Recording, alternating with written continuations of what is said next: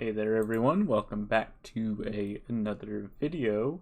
Kovak here, and for this one I'll be doing something very different than what I usually do, something I've never done before, and it is actually going over my balance wish list slash changes I would like to see added to pet battles. As you all may know, Blizzard did announce and show off a bit of information about the new expansion coming up called Shadowlands. I did watch it myself. I thought it was pretty cool. But the thing that really struck me was, with every new expansion, Blizzard finally decides to implement some balance changes to pet battles. So here are a bit of my thoughts and reasonings for things I would love to see changed, as well as features that I would also love to see. There will be buffs and nerfs for pets that I will list. And then later on, I'll mention features and I'll go into detail and talk about them. Now, before we begin, keep in mind that this is all opinionated, so if you agree, disagree, feel free to let me know. So, without further ado, let's just go ahead and hop right into it. First three pets I actually do not own, so I'll just have to search them up manually. So the first one is Merkalot. So, Merkalot. Oh my goodness, this pet. So, Merkalot is a power humanoid. He has been around ever since, I think, probably Pandaria, when Pet Battles first came out. So he's been around for a long while. Main thing about Merkalot is the fact that he is the only pet that you can obtain that has Righteous Inspiration. Now, this ability is very, very much broken, and you do see a lot more Merkalots nowadays than you used to. And essentially what it does is it always goes first. It'll switch into, I want to say it's the next pet in line. I don't think it has to do with anything about higher health or whatever. And essentially it just gives them 100% extra speed and I think damage. So you can kind of see where it's going here. I mean, it does have an 8-round cooldown, but just the fact that you could pair this up with a Twilight Clutch Sister and just blow up your opponent's team is utterly ridiculous. Now, the thing I recommend for this is probably removing the ability, to be honest with you, although that probably would piss off a lot of people who do have Merkalot, but it's just the fact that it's the only pet that has it. He is kind of rare, despite a pretty good amount of people having it, because obviously they bought the ticket. And 3, if you were to go and get this pet nowadays, it will cost you a couple $100, so yeah, it's just the fact that he's the only pet who has it, so my recommendation would be to remove it. Whatever they would replace it with, I have no idea, to be honest with you. Just something else, because this ability is too damn strong. So, moving on, this next thing also has to do with Merkalot. However, you usually will take Righteous Inspiration, but the pet that I would mainly refer to would be Legionnaire and Knight Captain Murky. And the reason why is because of Shield Storm. Now, the thing with Shield Storm, if you take the ability Refuge, for example, for those of you who don't know, Refuge is a critter defensive ability. It has a 6-round cooldown. You throw it up, and it will apply to both the user and critter pets that you have on your team. And it will stay there for 6 rounds until it is removed, or until the thing goes away.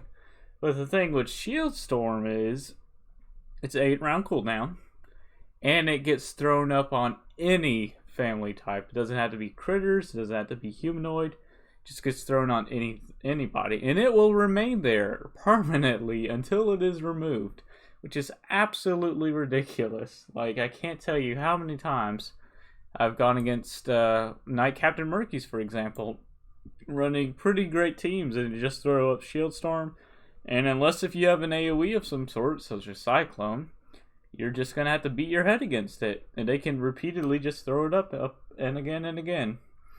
It's very, very annoying. Now, my recommendation would be to rework it, maybe make it a 6-round cooldown, just like Refuge. And instead of being able to throw it up on any pet that you want, probably maybe just humanoids, since you usually only find it on humanoids. I think there are only humanoids that have it. Yeah, there's only 3 pets. So yeah, why not just make it only affects humanoids, just like how refuge only affects critters. I think that would be a lot better. So if people were to run these pets with Shield Storm, they would have to pair them up with other humanoids in order to make great effect of it. Alright, so next up, which is the last pet that I don't have that I would very much like to talk about, is the Armored Vault Bot. Now, point blank and period, it is the AoE that he has called Money Meteor. He is the only pet who has this. Now, obviously you can't tell from me not having it and having it maxed out, but at max level, this ability will do over 600 damage split evenly, meaning that it will do just a little over 200 to every pet if they are alive, which is kind of ridiculous. There aren't really very many other AoEs that are like this nowadays, so my recommendation would just be to nerf it a little bit. Not to mention, he only has 223 attack power, so why he's hitting that hard to begin with this AoE is beyond me. So, simple fix, just nerf the damage a little bit, maybe by 20-25%, something like that, and that should help it fall in line a little bit.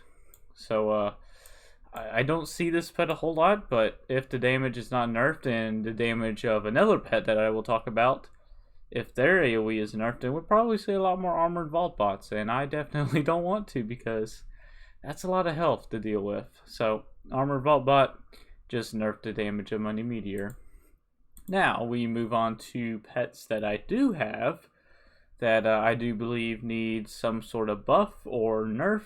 Obviously, it's going to be nerfs. So, starting out, obviously, this is a pretty much no-brainer, the Twilight Clutch Sister.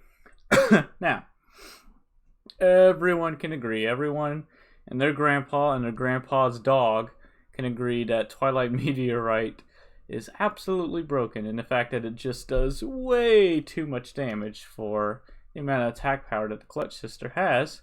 Even worse on the Twilight Whelpling, which also has Twilight Meteorite.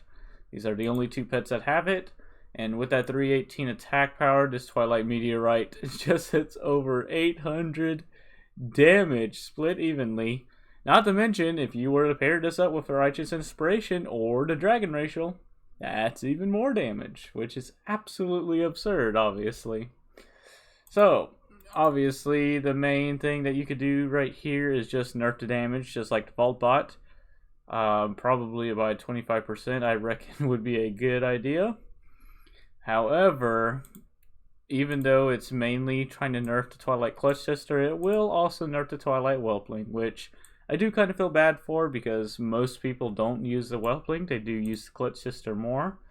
But that's just too much damage. Way too much damage. So I'm sure Blizzard will do something about this. I mean, it's been over an expansion and they didn't. So pretty sure Twilight Meteorite have something coming to it. So just nerf the damage of it, and hopefully this pet will be able to fall in line with the rest of the other pets. Next up is also a no-brainer. It's not necessarily the Blossoming Ancient I'm targeting here.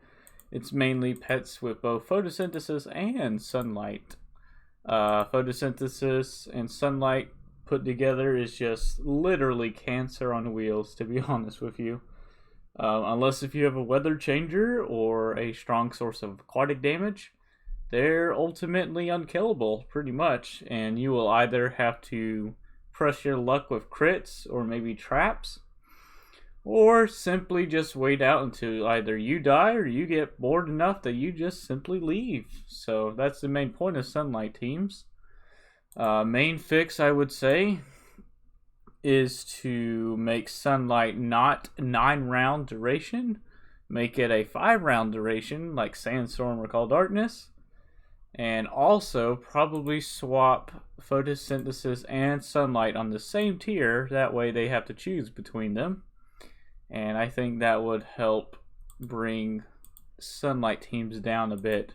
Now I would like for this to be on all pets that have both photosynthesis and sunlight. This includes the Singing Sunflower, Brute, and let's see, what is that other pet? Don't use it very often. His name is escaping me. Fosling. He also has it. So all of them swap the abilities on the same tier. That way you have to choose between one or the other. Alright. Next up we have, well, it's not the Elec plushie. Trust me. There's nothing OP about the Elec plushie. I simply put the plushie here because it's a magic type. And I feel like magic type in general deserve a buff to their racial. So right now, currently, their racial is they can't take more than 35% of their maximum health in one attack. When you think about this, this will only occur twice, assuming that you have no way of healing your magic type. So it's pretty bad, as you can imagine. It's only really good on pretty low health magic types, or if you have a nuke-like ability coming your way, like a Sunlight. Or wait, not a Sunlight, but a oh crap, what is that ability called? Solar Beam. That's it. And it's good in that sense as well. So my idea, make it go from 35% to 25%. That way it can occur, I believe, 4 times before your magic type is to die. That would be pretty great. Hopefully bring the magic type ratio back to pet battles, because right now it's probably the worst racial that we have. So yeah, magic racial, bring it to 25%. Alrighty, so next up, this is going to be kind of controversial, but I believe something needs to be done about the Fiendish Imp. It has been the strongest humanoid for the longest time now, and mainly because of its fast 333 with its SS breed. Now, what I would probably do, and like I said, it's pretty controversial. I don't think that everyone will agree with this, but probably switch Immolation and Nethergate on the same tier. Because the whole thing with the Fiendish Imp is, with its speed, 9 times out of 10, you will be able to go first. Swap your opponent out, and then you simply throw up Immolation whenever your health gets low. Swap to the back line, and you basically heal back to full because of the humanoid racial. So that's how I feel about that. Probably put Immolation and Nethergate on the same tier. Now I know what you're thinking. What about the Rebellious Imp? Because it also has pretty much the same moveset, except it does have Portal instead of Nethergate. You don't see the Rebellious Imp as often though, but I guess it would be fair if you are going to do that to Fiendish Imp. I guess do that to the Rebellious Imp as well. I don't really know. Technically I would just say do it to the Fiendish Imp, because Rebellious Imp isn't absolutely OP like the Fiendish Imp here. So yeah, my suggestion would be to swap the abilities, and that's that. Next up we have the Pocket Cannon. Now there are 2 things I want to mention here. First being, I feel like the mechanical racial deserves a little bit more love.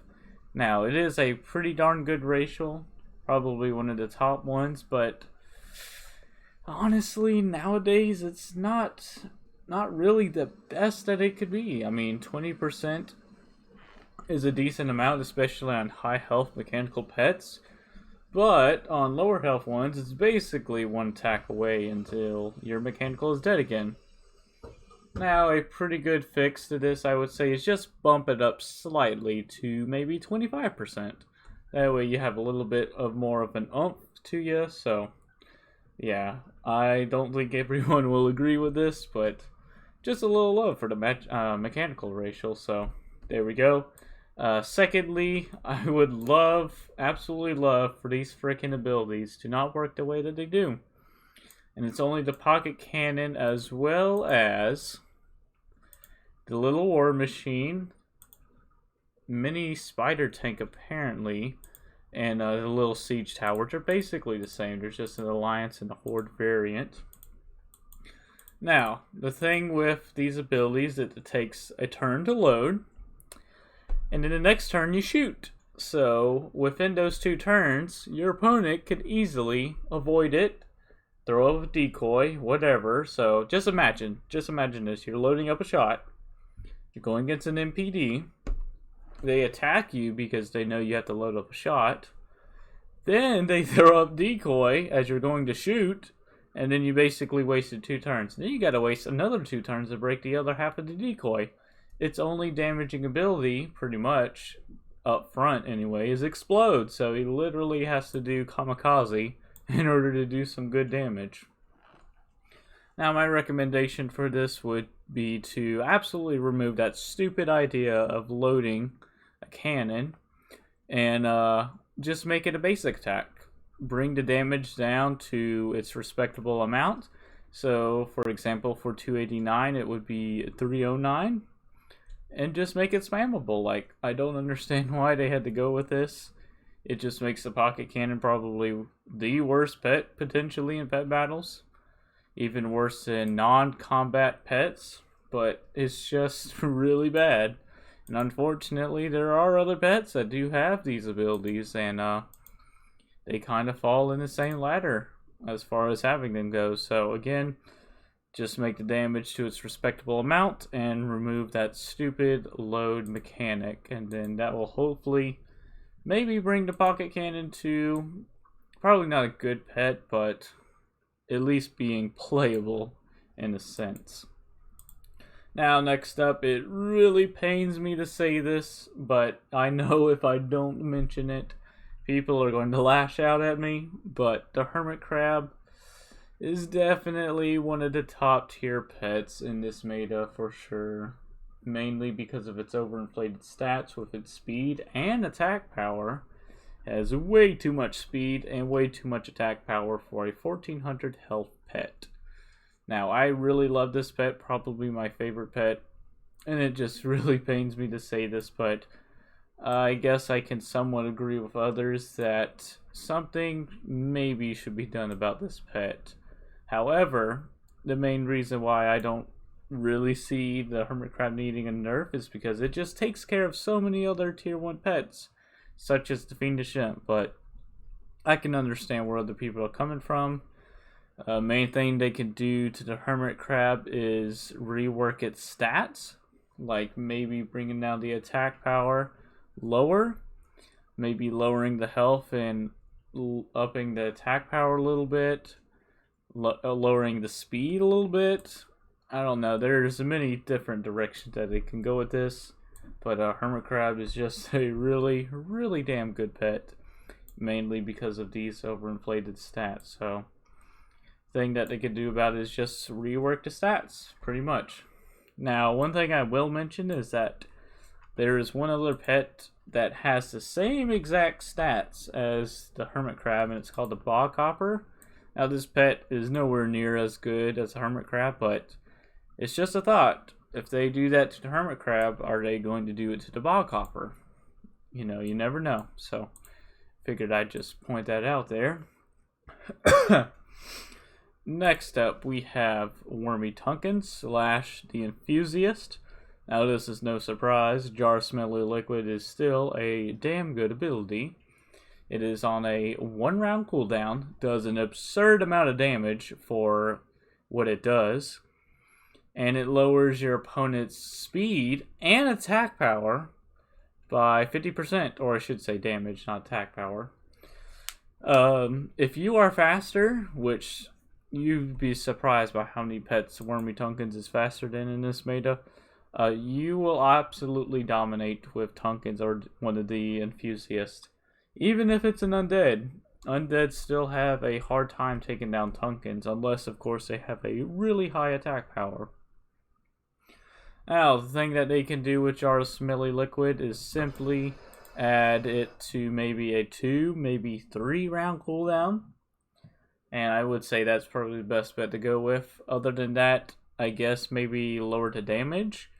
Just like that way it'll fall in line with an ability similar to it that is called a Weakness, which doesn't do nearly as much damage, but has the same effect.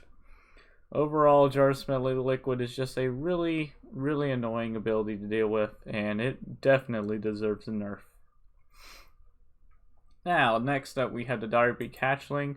This should be a no-brainer as well, as a lot of people will know that I absolutely hate going against this pet. I just absolutely dread it. I can't stand this pet, not one bit. Mainly because of its iron skin. Actually, that's the only reason why I can't stand it. It's basically a way better version of shell armor. Back in WoD, shell armor was an overpowered ability. Iron skin just happens to fall in that same lineup.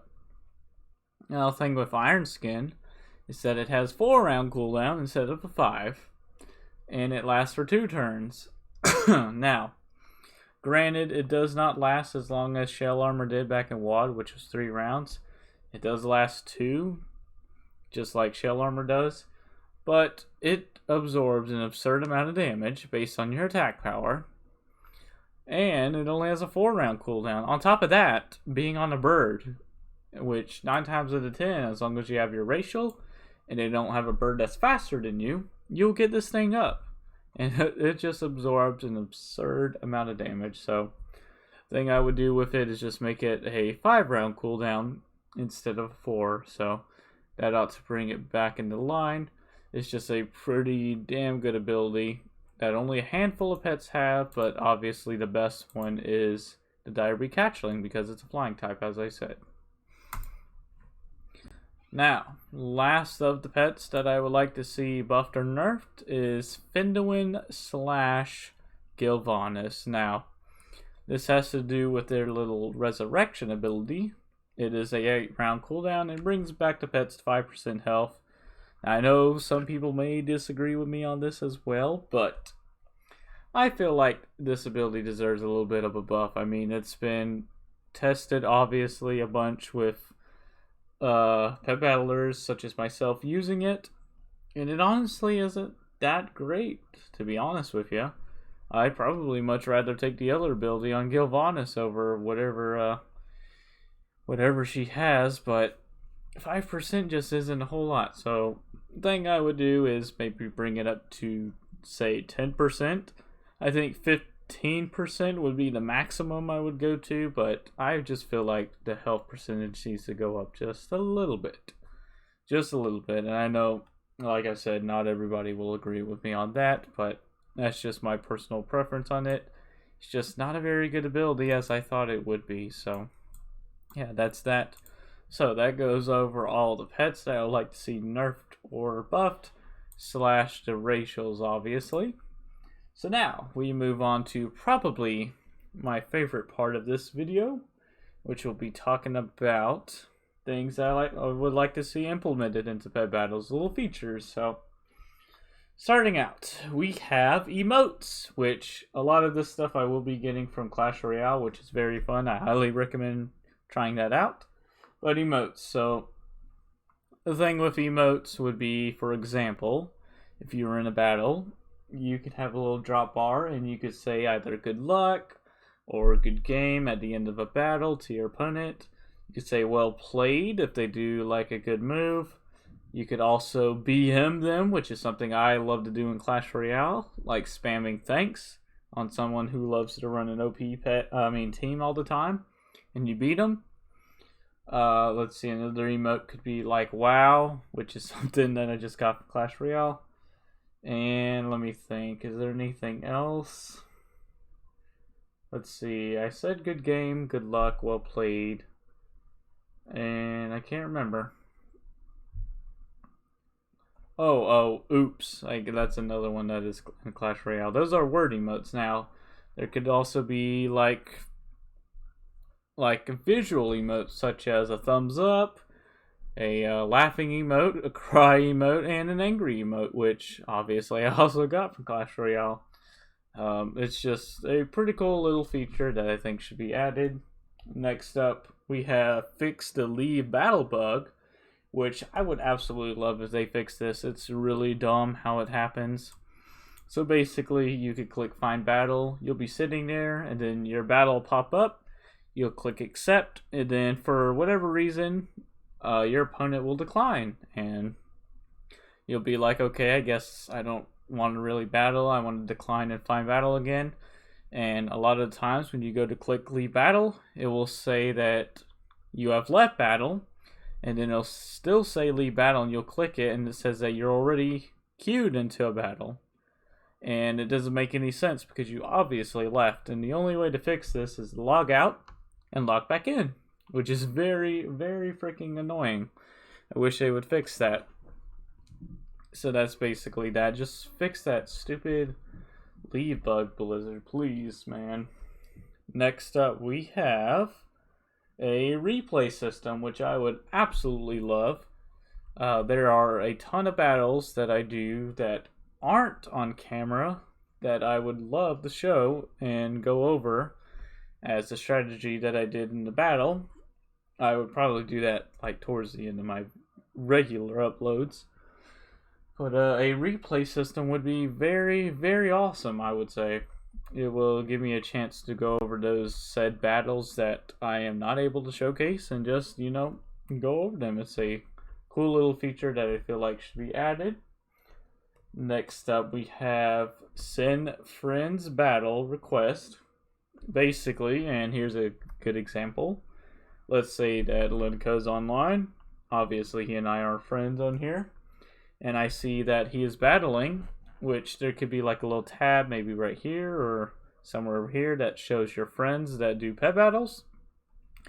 You'll click it, you'll see them battling, and then you can send them a battle request. That way, if they accept it, you both will be ported somewhere similar to how you click find battle and then you go into a battle and you can fight against them just for fun or whatever. So I think that would be pretty cool.